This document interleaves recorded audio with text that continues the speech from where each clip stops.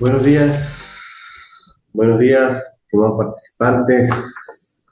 Por el saludo, la bendición de Dios esté con todos ustedes para que la sabiduría, la sapiencia de todas las actividades, de todas las actividades que se realizan en el IESIP sean de conocimiento grato para todos ustedes. Eh, el análisis geopolítico y social es una cátedra sumamente interesante que conlleva pues una serie de parámetros por las cuales el estudiante, el maestrante en todas las ciencias, todas las áreas, las funciones, debe conocer. Debe conocer lo que es esa relación de la geografía con la política, debe conocer esa relación que existe entre lo que es la política y lo social, y todo ese ámbito, cómo se analiza un grupo social, la cultura, cómo se analiza las políticas, las estrategias que un Estado hace respecto a su ubicación geográfica. El análisis que se realiza, por supuesto, tiene que ver con una serie de teorías que configuran la geopolítica a nivel global. En sí, pues, quien les habla es el doctor Carlos Alí Jaime Castellanos. Voy a ser su facilitador por estos términos y existe una planificación que ya pronto estará dentro de los parámetros de la plataforma para que ustedes conozcan qué actividades sumativas deben realizar y los encuentros síncronos que vamos a realizar en función a todo este panorama que tiene que ver con cámaras y panorama que existe pues con respecto a esta cátedra. Una cátedra bastante interesante, una cátedra que por supuesto tiene mucho material, una cátedra que tiene mucho material para estudios.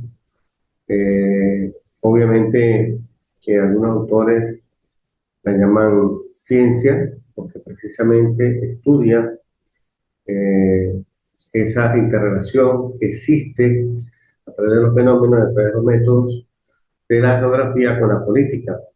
Y por supuesto, no está de más decir que tanto la política como la geografía, como las ciencias paralelas, obviamente que no deja de tener vinculación con la historia, que es otra ciencia, donde todo ese bagaje epistemológico que concierne a la geopolítica, pues viene desde los años ancestrales, donde la historia de la humanidad pues, ha dicho en, en las letras qué tan importante es y cómo ha sido su desarrollo y evolución hasta la fecha.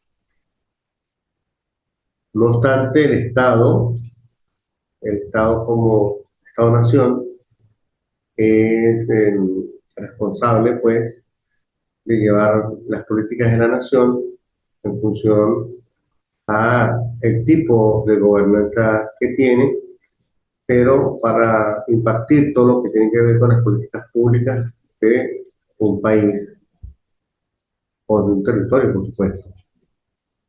Entonces, ese gobernante, por supuesto, tiene unas líneas trazadas, unas metas, unos objetivos o un plan nacional que con, con las situaciones ampliadas que en el día a día se observa cómo los gobernantes, en función de sus ideologías o de sus tendencias políticas, influyen en una población, en una cultura, para llevar a cabo todo lo que es el liderazgo que se traza pues, a través de un plan nacional.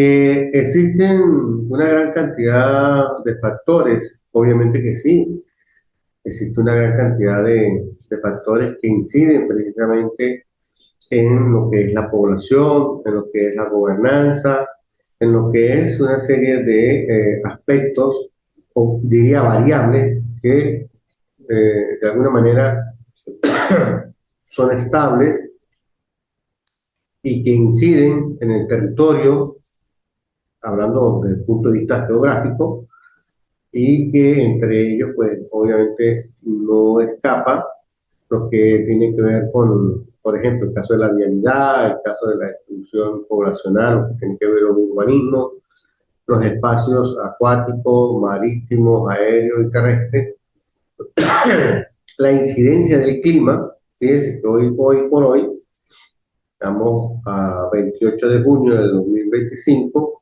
y vemos cómo el clima de alguna manera ha afectado diferentes territorios en diferentes países. Y por el caso de Venezuela, pues, no escapa de lo que el clima ha hecho. En función a ello, pues obviamente que el Estado tiene que activarse con los mecanismos que tiene a los fines de darle solución a todo este panorama de crisis, ¿verdad? De emergencia con respecto al clima. En el caso del invierno, que ahorita las ondas tropicales han afectado muchas regiones del país y por supuesto quienes llevan el mayor canje de afectación es precisamente la población. Familias completas donde las viviendas se han ido al piso, se han derrumbado, carreteras que han desaparecido por estrago de la parte fluvial. Los ríos han afectado sembradíos, han afectado granjas agrícolas. Por supuesto que esto de alguna manera pues, es una incidencia bastante crítica para aquellos que de alguna manera hacen producción, que son que siembran, tienen sus cultivos y que las inundaciones pues les causan un daño, un perjuicio total o parcial y que afecta, por supuesto, a esa población. No obstante, no está de más que esos factores geopolíticos sociales tienden a tocar eh, incidencias hacia la población, cualquier tipo de población, bien sea marginal, bien sea de clase media, bien sea de clase alta, pero la población va a ser afectada cuando se trata de embates naturales. Y por supuesto que la población tendrá, de alguna manera, a través del Estado, los recursos a fin de poder solventar muchos de su estructura, tanto social, económica y política, y por supuesto que va a incidir también en la parte de la tecnología. Por eso que la parte demográfica poblacional es sumamente importante y creo que una de las cosas uno de los trabajos que está previsto para ustedes es precisamente el capítulo migración que vamos a tener más adelante con ustedes que van a realizar su actividad sumativa respecto a cómo ha sido el comportamiento de la migración venezolana a nivel mundial, a nivel global, con respecto a una nación. Entonces, ciertamente, también la parte del Estado, la transición de Estado, ha afectado de alguna manera las poblaciones porque el poder adquisitivo ha disminuido. Y entonces el padre de familia que tiene estas condiciones desfavorables desde el punto de vista del poder adquisitivo, pues tiende a ser afectado para su grupo familiar. Permiso, me permito tomarme mi café, café andino. Bueno, entonces los factores estables inciden totalmente sobre una demografía, sobre una población, sobre una cultura, sobre su estructura económica, sobre su estructura social, sobre su estructura política, y que obviamente el Estado es el responsable de llevar esas estrategias o de esas políticas a través de los planes de la nación, y que allí pues, obviamente tiene que resolver esos embates de los factores que inciden en determinado territorio.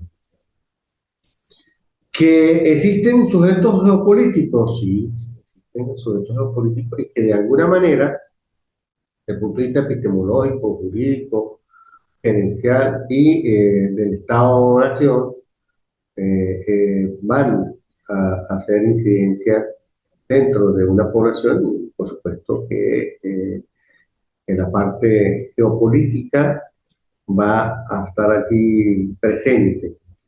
Cuando hablamos de la parte de la epistemología de la geopolítica, estamos hablando de cuánto o qué cantidad o qué elementos o qué conocimiento, vamos a hacerlo más sencillo, qué conocimiento epistemológico tenemos nosotros presentes en cuanto a geopolítica.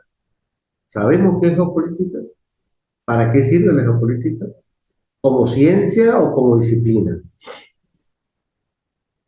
Nos ayuda a tener una visión clara de lo que es el mundo actual, nuestra ubicación geográfica, nuestros sistemas de seguridad, nuestro sistema de defensa, nuestra ubicación geográfica, nuestros recursos naturales, bendecidos, bendecidas las tierras que tienen recursos favorables en su suelo y que, por supuesto, es el Estado, repito, es el Estado el responsable de llevar las riendas de una política estable de una nación. Por eso que el derecho juega papel importante, porque es la normativa la que va a regir los lineamientos que un gobernante debe realizar y que la población, por supuesto, no solamente el Estado, el poder público, sino el poder privado, también debe sujetarse a las normativas que emanan del poder público nacional. La geopolítica no escapa de ese enfoque jurídico porque debe estar enlazado, vinculado 100% a la normativa, a las leyes, a los reglamentos que se emitan a los fines de poder llevar un comportamiento natural de quienes hacen vida dentro de un territorio y dentro de una nación. Por eso es que en el caso de Venezuela, nuestro marco jurídico, de acuerdo a la pirámide de Kelsen, tenemos a la Constitución de la República Bolivariana de Venezuela, que es la Carta Magna Superior y que de acuerdo a ella ninguna otra norma debe estar por encima, pero sí toma en consideración todos los convenios, tratados, protocolos que se realicen a nivel de las relaciones internacionales que se tengan con otros países aliados para poder llevarlo a un estudio a través de la Asamblea Nacional y de allí emanar, por supuesto, las normativas que sean necesarias a fin de hacer cumplir estos convenios que se hacen con otros países. Entonces, la parte jurídica y la parte del derecho juega papel sumamente importante para efectos de, como sujeto político para un Estado-nación. Desde el punto de vista gerencial y de liderazgo también forma parte como sujeto geopolítico, por supuesto que sí. ¿Por qué? Porque la gerencia maneja dos elementos fundamentales. La gerencia maneja la parte de los recursos humanos, o sea, lo que es el capital humano. Algunos le dicen talento humano, otros le dicen recursos humanos, pero es lo mismo. Lo que pasa es que a medida que hemos evolucionado, hemos tratado, o los estudiosos han tratado de darle como una connotación más filosófica al contexto de lo que es la persona en un grupo, llámese recursos humanos, llámese talento humano o llámese capital humano. Pues en ciencia cierta son las personas que conforman una institución, una organización. Y que adicional a ello, obviamente tiene que estar la administración de los recursos. Entonces, una gerencia sin personas y sin recursos financieros, pues no es gerencia, porque ¿qué va a gerenciar?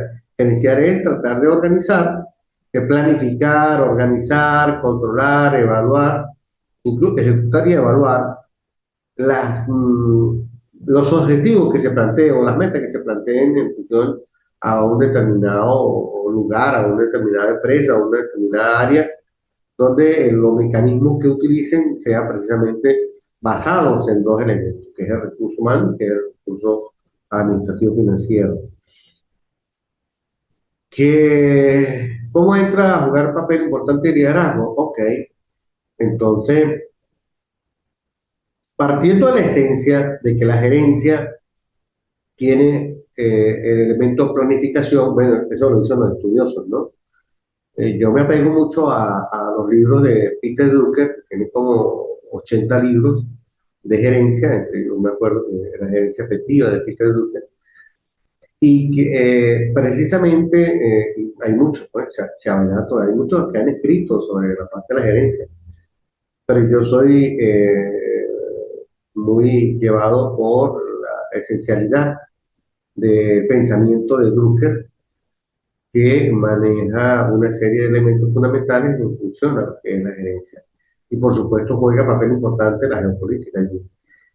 Ahora bien, hablando de gerencia, desde el punto de vista geopolítico, estamos hablando de la gerencia del manejo de dos elementos fundamentales, que es el recurso humano, talento humano, capital humano, y los recursos financieros que tenga una institución, una organización, bien sea pública o bien sea privada. Entonces, el gerente va a emitir una planificación porque llama a todos los que son parte del equipo y para tomar decisiones hacen una planificación. Esa planificación juega papel la administración, porque hay que contar, para planificar debe tener sus recursos y juega papel importante la administración. Luego juega papel importante la distribución y el control de esos recursos, la ejecución de las metas que se hayan planteado y por supuesto la evaluación. Pero para hacer estas actividades debe haber quienes lo rigen. Muchas veces salen líderes, líderes naturales o líderes impuestos. Entonces hay una cantidad de tipos de liderazgo que normalmente en las empresas nace el líder natural, líder que de acuerdo a sus aspectos axiológicos dominan un grupo porque tiene ética, porque tiene ejemplo, porque la gerencia la maneja a través del ejemplo y esos líderes de alguna manera hacen de que ese equipo cumpla con los parámetros establecidos para regir esa materia. Ahora bien, entonces, desde el punto de vista geopolítico, se requiere gerenciar y se requiere liderizar para efectos de poder llevar a cabo todos los objetivos que se planteen, bien sea de acuerdo a un plan nacional, a un plan regional o un plan local. Pero ciertamente tiene que haber allí ese manejo gerencial en las instituciones públicas y en las instituciones privadas, en las grandes empresas, en las medianas empresas, ¿verdad? En el caso de las pymes, también son empresas que de alguna manera pues, manejan la parte gerencial. Y todo eso son sujetos geopolíticos que ayudan al Estado a su desarrollo sostenible o sustentable. Están los objetivos de desarrollo sostenible, de acuerdo a un plan, la Agenda 2030. Algunos lo llaman sujetos sustentables, producto de que, bueno, se mantienen en el tiempo y que hay una diferencia en cuanto al estatus de cómo manejar los recursos en determinado tiempo, a corto, mediano y a largo plazo. Entonces, el poder público, el Estado-Nación, a través del poder público, debe manejar todos los recursos que a bien tengan que eh, distribuir a nivel de las partidas de del Estado-Nación, de lo que llaman el dinero del Estado para su distribución a través de todos los mecanismos que tiene, que son los poderes públicos del Estado. El poder público puede ser el poder público, el poder ejecutivo, el poder legislativo, el poder judicial, el poder electoral. Bueno, en Venezuela tenemos cinco, incluso el ciudadano. Entonces, en ese hay países que se mantienen con tres, que es el ejecutivo, legislativo, judicial. Sin embargo, Venezuela, a través a mediados de 1999, cuando nace la Constitución de la República Bolivariana de Venezuela, nacen los cinco poderes públicos del Estado, que es el Ejecutivo a través de la Presidencia, el Legislativo a través de la Asamblea Nacional, el Judicial a través del TCJ, el Electoral a través del CNE y el Ciudadano, ¿verdad? A través de lo que es la Contraloría, la Fiscalía, la Procuraduría. Entonces, allí, por supuesto, juega papel importante el Estado para la distribución de esos recursos y el manejo de esos recursos. Bueno, yo les comentaba, acá tenemos, acá tenemos las tres actividades que están pendientes para hacerlas llegar a ustedes, lo que tiene que ver con el análisis geopolítico de Israel-Irán, su incidencia en Venezuela, el análisis social de Estados Unidos-Venezuela, el capítulo migración, cómo ha incidido, ¿verdad? Desde el punto de vista geopolítico. Estamos hablando análisis geopolítico y análisis social, producto de esta relación que existe entre Estados Unidos y Venezuela respecto al capítulo migración. Y otra de las actividades que vamos a trabajar es cómo está actualmente la situación en Venezuela, Guyana Esequiba. Entonces, para estar al tanto. Cuando hablamos de esta parte del análisis geopolítico Israel-Irán, hay que estudiar mucho la historia, la historia de Israel y la historia de Irán. Esas dos naciones, cómo han evolucionado en el tiempo, permiso,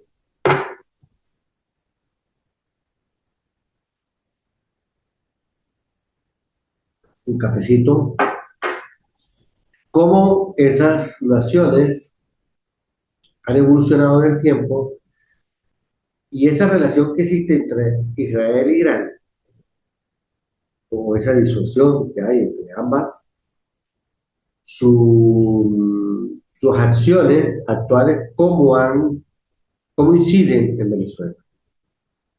Actualmente, por supuesto. Eso va, ese conflicto existente entre Irán e Israel, de alguna manera podrá tener repercusiones en Venezuela. Habrá que estudiar eso, habrá que tenerlo, habrá que analizarlo.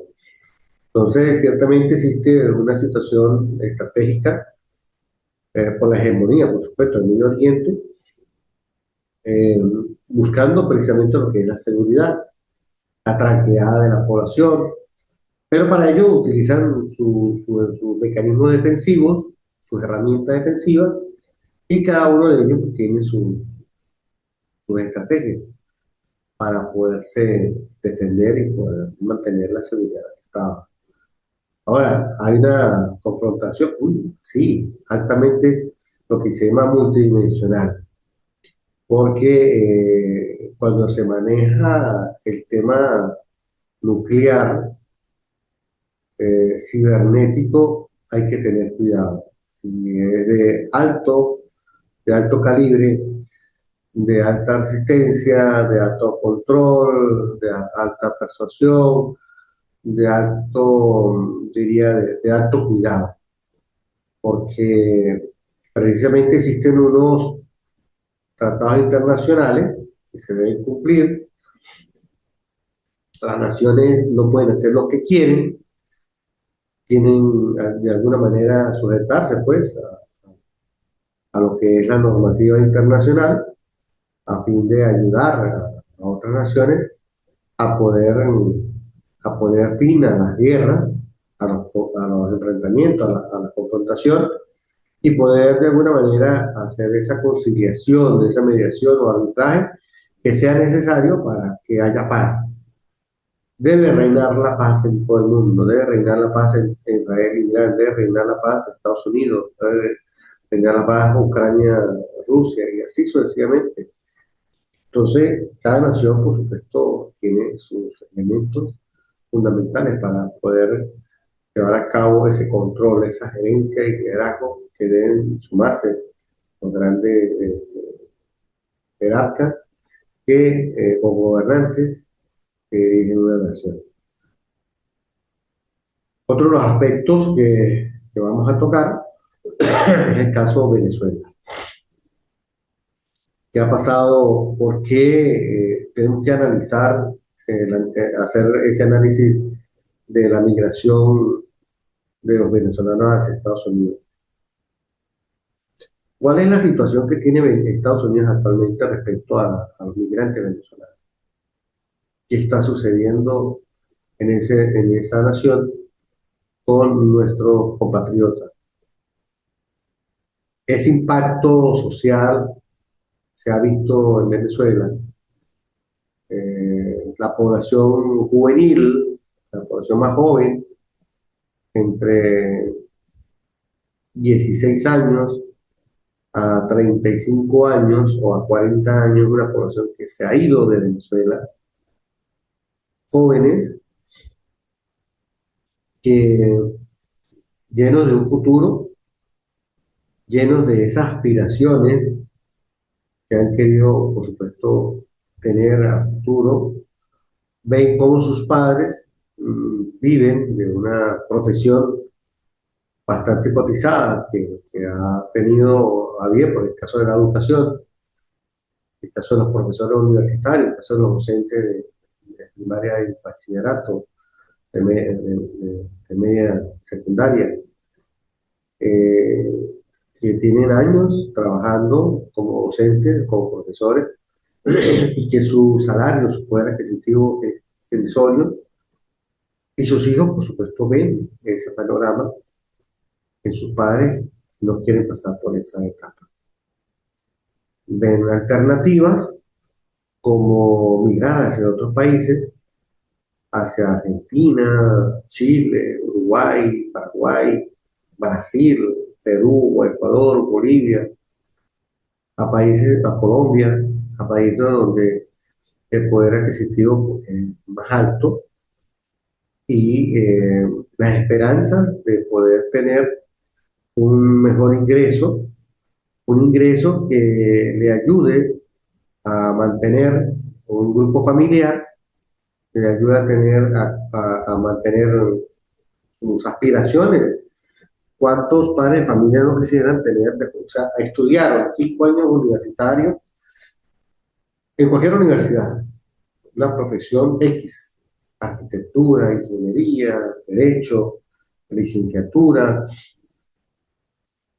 y por supuesto que el salario cuando trabaja para el Estado, son funcionarios públicos, el poder adquisitivo no le cubre las necesidades básicas de su hogar. Vale decir, la parte de alimentación, la parte de transporte, la parte de educación, la parte de recreación y, por supuesto, sus necesidades de hogar. Muchas veces un padre de familia quiere comprar una nevera, un comedor, una cama, una cocina. No tiene el poder adquisitivo para lograrlo. Quiere este, tener vida propia, un confort, un viaje, paseo, no puede, no hay. Entonces, cuando mucho le alcanza para comer y muchas veces no le alcanza para comer los 30 días del mes. O también pasa lo siguiente, de repente el salario, el sueldo que tiene, le alcanzará para cubrir el transporte, porque ahora el transporte es otro tema. Transporte, pago del transporte público, no es un secreto para nadie. A nivel de las fronteras, pues obviamente es más fuerte, porque trabajan monedas que no son las que, con las que sufraga el ingreso, porque ciertamente el funcionario público venezolano recibe son bolívares, pero el que está en la frontera maneja dólares, maneja pesos colombianos, ¿verdad? Y por supuesto no, no cubre las expectativas. Es un tema de Estado, un tema de ponerse, diría una compañera de la conferencia de ayer, es que ponerse en los zapatos del compañero, ponerse los zapatos, a ver qué tan livianos o qué tan pesados sean, porque de alguna manera esa actividad nos lleva a sentir el peso que tienen los padres de familia en Venezuela. Entonces, ponerse en el zapato del compañero es un proceso, un proceso que conlleva muchos elementos que afectan en la tranquilidad y confort de las personas. Por supuesto que cuando hablamos de la migración, sí, obviamente hay un impacto socioeconómico, humanitario, ¿sí? Cuando se trata de migraciones masivas, por supuesto que abandonan hogares, abandonan, y dice que no en guerra, no como el caso de Israel y Irán, donde las poblaciones tienen que huir, tienen que desalojar sectores porque, por el peligro de una intervención producto del hombre, a diferencia de estos embates de la naturaleza, donde hay inundaciones, donde hay derrumbes, donde hay deslizamientos, que por efecto de la naturaleza, pues del clima, pues obviamente que la población abandona el sitio. Pues el caso de Venezuela es atípico. No es por intervención del hombre, por guerra, por enfrentamientos bélicos, tampoco es por la situación natural, sino que es por la situación país, es la situación de poder adquisitivo, de la tranquilidad de una familia para mantenerse, para alimentarse, porque una cosa es comer y otra cosa es alimentarse. Una señora decía, no, ya va, es que porque le hicieron la prueba al hijo, la prueba de nutrición. Resulta que el hijo está gordito, bien papiadito, está bien conformado, pero cuando hicieron la prueba de nutrición está desnutrido. Dice, no, porque mi hijo come las tres comidas, desayuno, almuerzo y cena, y come bastante, pero que la calidad de la comida, calidad de la alimento. Mientras que otro, delgado, no fornido como el anterior, está muy bien en parámetros de alimentación y nutrición, está bien. Come poco, come bien, como lo necesario,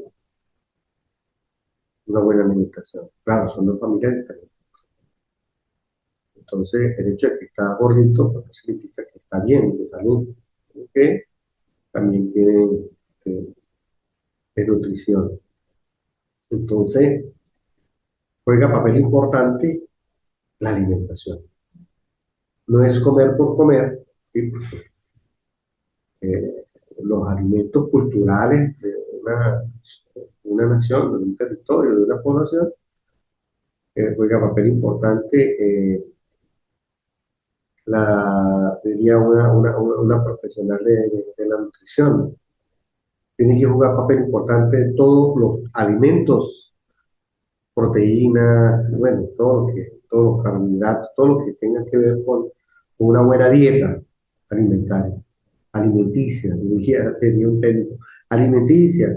Bueno, entonces, producto de eso es que se hace mención de lo que es la migración. La gente migra buscando mejores ingresos, mejor estabilidad económica para subsistir y para mantener a su grupo familiar. Que incide en la parte económica del país, por supuesto, porque abandonan los campos, abandonan las empresas, abandonan la parte de las funciones públicas. Hay muchos funcionarios públicos que se han ido de Venezuela. Eso no es un secreto para nadie.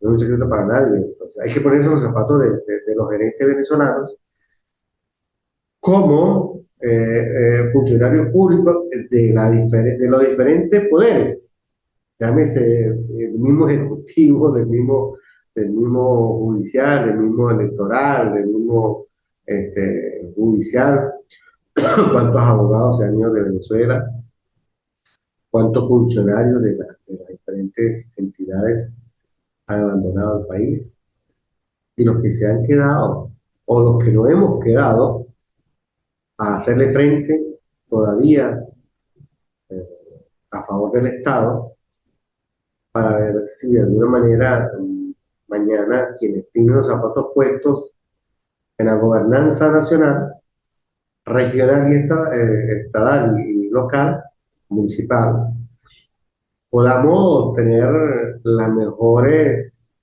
eh, disposición de mejorar los salarios, porque somos funcionarios públicos, los salarios para los funcionarios que estamos en Venezuela puedan seguir mejorando su estatus familiar, su estatus económico, su estatus de poder adquisitivo.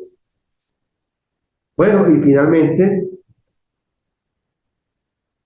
tenemos esta situación de Venezuela y Guyana. Recientemente hubo elecciones de gobernadores y tenemos un gobernador nombrado, elegido, no nombrado, elegido, porque hubo elecciones, un gobernador elegido por el pueblo para dirigir la Guyana Esequiba. Un trabajo bastante arduo.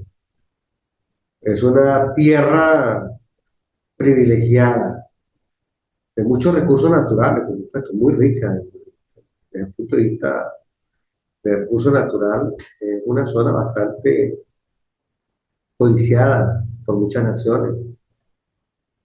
Y desde la época de la independencia de Bolívar, obviamente la Guyana es un territorio privilegiado de Venezuela y que por supuesto históricamente ha entrado en disputa territorial histórico producto de una serie de situaciones desde el punto de vista de la soberanía, desde el punto de vista de la seguridad de Estado, y que es precisamente el Ejecutivo Nacional, junto con los demás poderes, poder lograr las negociaciones diplomáticas necesarias para poder resolver esta situación que existe entre Venezuela y Guyana. Cuando entramos a Guyana Esequiba, encontramos un presidente que está allí dirigiendo una nación, como es la Guyana. Ellos le llaman nación, para nosotros es un estado, pero para ellos es una nación, es un país. Para los que están actualmente pisando territorio guyanés, es un país para ellos, pero para nosotros los venezolanos es un estado igual que el Distrito Capital, igual que el estado Vargas, igual que Miranda, Guárico, Sucre, Delta. Guyana es otro estado. De hecho, tiene un gobernador elegido para dirigir precisamente la población de la Guyana. Entonces me gustaría que quienes tienen que elaborar este trabajo de la política internacional entre Guyana y Venezuela puedan hacer referencia de muchos aspectos porque es importante hacer ver en papel, escribir en el papel, y es tan importante para nosotros los venezolanos la Guyana Esequiba. Por supuesto que llegar a Guyana por tierra es difícil, no hay vía terrestre. Hay vía marítima, sí, despliega en la salida del río Orinoco, despliega el delta, pasa por Punta Barima para seguir hacia Solinán, hacia Villana Esequiba, por la parte marítima. Por la parte aérea también, a través de- de aviones y de helicópteros, se puede llegar. Pero por la vía terrestre no, porque hay una separación bastante pronunciada entre territorio que está colindando entre lo que es el delta, lo que es el estado Bolívar, con respecto a la Guyana Esequiba. Eh, es pronunciado, el río Orinoco hace una gran separación de estas tierras. De hecho, por la vía terrestre es inhóspita para entrarle al territorio guyanés y por supuesto que solamente tenemos la conexión por vía aérea o vía acuática, marítima, diría, marítima porque hay que salirle al mar Caribe y prácticamente entrarle al océano Atlántico, que es donde está colindando, que es el choque entre las aguas del océano Atlántico con el mar Caribe. Y por supuesto la desembocadura del río Orinoco, que esparce todas esas aguas ahí en el delta y a la salida precisamente de Punta Barima hacia a la Villana Esequiba. Hacia allá van las aguas, ¿verdad? Al sur de Trinidad. Entonces, vean que no es fácil la situación de la Villana Esequiba, no es fácil. Y así como ese tema de la Villana Esequiba, cómo es la gobernanza actual allá, cómo se está manejando las políticas públicas de Venezuela en la Villana Esequiba. Hay intervención de parte del Estado. Allá están los poderes públicos funcionando adecuadamente en nuestro estado de la Guyana Esequiba. Está el poder público, ya sabemos que está el gobernador, que está elegido por su pueblo. ¿Cómo están funcionando el poder legislativo? ¿Cómo está funcionando el poder judicial? ¿Cuáles son los procedimientos que se levantan a través de los tribunales de la Guyana Esequiba, los tribunales venezolanos en la Guyana Esequiba? ¿Hay intervención de parte del Estado venezolano en la Guyana Esequiba por los cinco poderes? Ya sabemos que sí, que hay un gobernador elegido, pero los demás, ¿cómo está funcionando eso? ¿Y qué recursos se están manejando desde el punto de vista, cómo está la parte social? ¿Cómo estamos con la parte social? Porque estamos hablando de un análisis geopolítico y social. Entonces, hay que hacer un estudio geopolítico y social de la Guyana Esequiba respecto a Venezuela. ¿Cómo está esa relación internacional entre, entre estas dos? Pues que es confuso, ¿no? Porque cuando hablamos, si hablamos de la actual política internacional, cómo las fuerzas políticas venezolanas inciden en el proceso de desarrollo económico, político y social de la Guyana Esequiba. Esto es interesante porque habría que ver cómo está ese panorama, cómo es el comportamiento de esta situación. Bueno, y Cerrando, pues quedan ustedes atentos al nuevo encuentro síncrono respecto a lo que tiene que ver con el panorama de nuestra cátedra de análisis geopolítico y social. Vemos cómo los elementos, ¿verdad? Cómo esos elementos que conforman la geopolítica, como es la política netamente, como ciencia, la geografía como ciencia, la historia como ciencia, el Estado-Nación y la gobernanza, el gobierno, cómo inciden en el desarrollo geopolítico de un país, cuáles son esos factores estables que inciden dentro de un territorio, sus espacios, todo lo que tiene que ver con la parte de la población, la producción, la vialidad, el clima, cómo ha afectado actualmente a Venezuela, cuáles son esos factores geopolíticos sociales desde el punto de vista de que inciden en la población, la demografía, el tema de la migración, el tema de los recursos que contiene o que desarrolla, o los recursos que desde el punto de vista nacional realiza la estructura social, económica y política del país, cómo está funcionando la tecnología de Estado, la tecnología en todos los escenarios de los cinco poderes, que es el tratado del estado de transición, qué pasa, por qué, qué, qué sucede o qué ha sucedido, porque hay que hablar de historia, qué ha sucedido desde la época de 1958, cuando cae el general Pérez Jiménez, ¿verdad? La victoria Pérez Jiménez, hasta 1999, cuando ingresa nuevamente una nueva, bueno, pasa que en el 61 nace la Constitución y arranca un periodo de democracia hasta 1999, que vuelve otra vez a modificarse la Constitución, no a modificarse, nace una nueva Constitución que es la Constitución de la República Bolivariana de Venezuela, y que actualmente, pues, cómo ha sido su estructura y su ejecución, sus aspectos ejecutores desde el punto de vista de la naturaleza de las políticas de Estado.